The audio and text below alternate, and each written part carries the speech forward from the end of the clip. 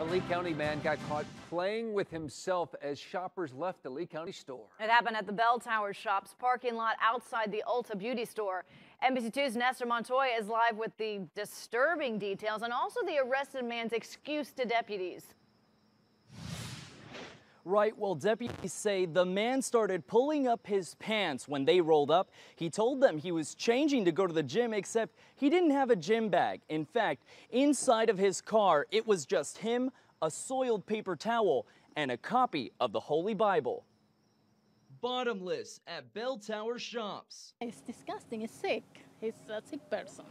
That's what customers reported to deputies after they saw a black man exposing his genitals, playing with himself, parked outside Ulta.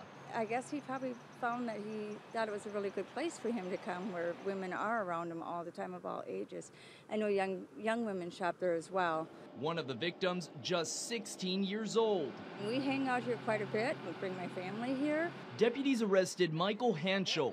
His mugshot exempt under a Florida statute, meaning he could be a public figure, works within law enforcement, or possibly even for the state. According to their reports, deputies say Hanschel had an expired 2013 tag covering the permanent license plate underneath.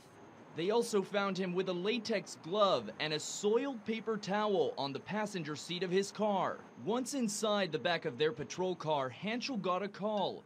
And when a deputy tried powering off his phone, they found porn on his screen. People should know better than to do these kind of things. Customer Denise Hinton says she planned on shopping at Ulta today and is disturbed to know at least 2 customers caught an unwanted glimpse. I cannot believe that this is what's going on in our neighborhood. After the shooting and everything else right here, not feeling very safe. And we know Hanschel was released from jail. Count on us to confirm where he's employed that would have his mugshot exempt from showing. I've also reached out to Bell Tower Shops about the incident, and we're still waiting to hear back. I'm live in Lee County tonight. Nestor Montoya, NBC2.